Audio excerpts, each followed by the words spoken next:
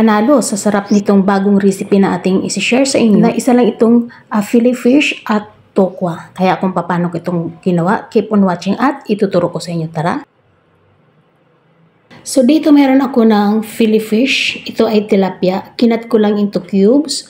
Naglagay ako ng salt and ng black pepper. At imimix lang natin to para lahat ng mga ingredients ay mag-well combine sa ating isda. At naglagay na rin ako ng cornstarch at i-coat lang natin yung ating isda, yung ating fillet. At isi-set aside natin. At meron naman ako ng isang box na tokwa. In-slice ko lang ng cubes. Maglalagay din ako dyan ng salt and ng black pepper. At naglagay na rin ako ng cornstarch para ma-coat natin. At kaya may black pepper para may lasa na siya.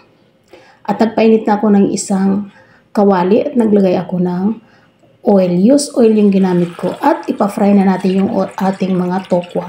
Inuna ko yung tokwa kasi mas matagal siyang maluto kaysa sa ating fillet. Dahil ang fillet natin ay manipis lang naman. So ayan, ina-arrange ko lang siya. At binabalik-baliktad lang natin para lahat ng part ay maluto. Mag golden brown lang yan, okay na yan.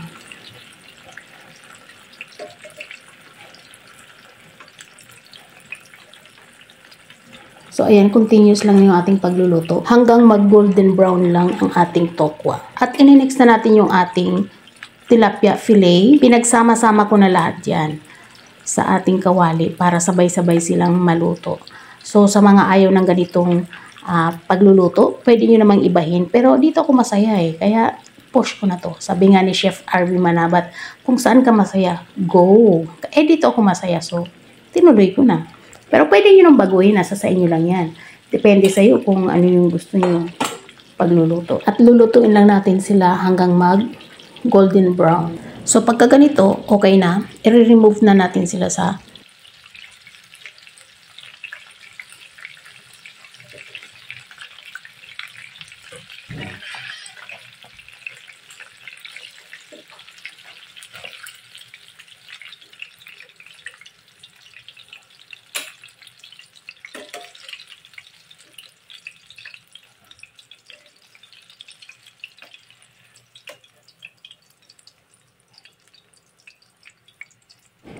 Sa isang kasirola ulit, nagpainit ako ng oil, mga 2 to 3 tablespoon lang yan. At naglagay ako ng onion. Inuna ko yung onion natin. Chop na onion lang yan.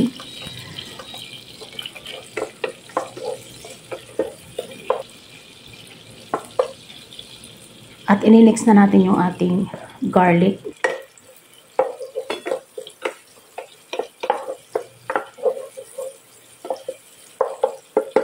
At next, ilalagay natin yung tomato slice. So, palulutuin lang natin yung ating kamatis hanggang sa lumambot para mas lumabas yung kanyang kulay. At maglalagay lang ako dyan ng salt and black pepper para by layer, meron ng lasa yung ating mga pinanggisa. So, para mas mabilis maluto at lumambot yung ating kamatis, imamash-mash lang natin yung ating kamatis. At pagka lumambot na yan, okay na yan. So, ayan, itutuloy lang natin yung pagluluto.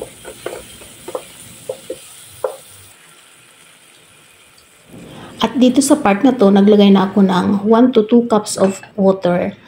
Kunti lang kasi para hindi naman masyadong marami yung sabaw.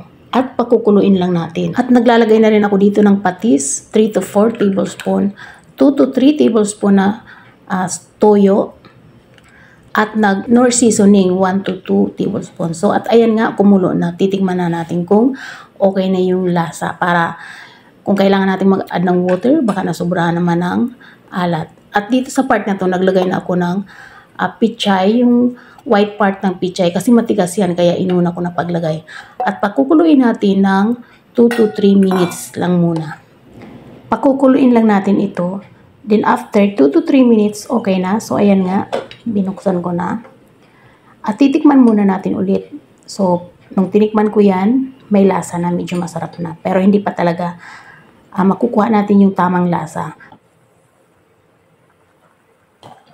Maglalagay na ako dito sa part na to ng green part ng pichay. So, lulutuin muna natin yan ng mga ilang minuto lang.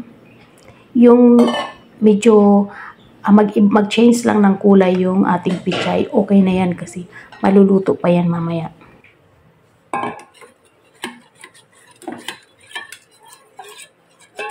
Dito sa part na to, maglalagay ako ng cornstarch slurry. Yung cornstarch ko ay galing dito sa kung saan natin kinote yung ating fish at nung ating tokwa. So ayan, hindi natin kailangan na malapot na malapot. Yung medyo may kunting lapot lang, okay na yun. Pakukuluin lang natin ng ilang minuto para maluto yung ating cornstarch na nilagay.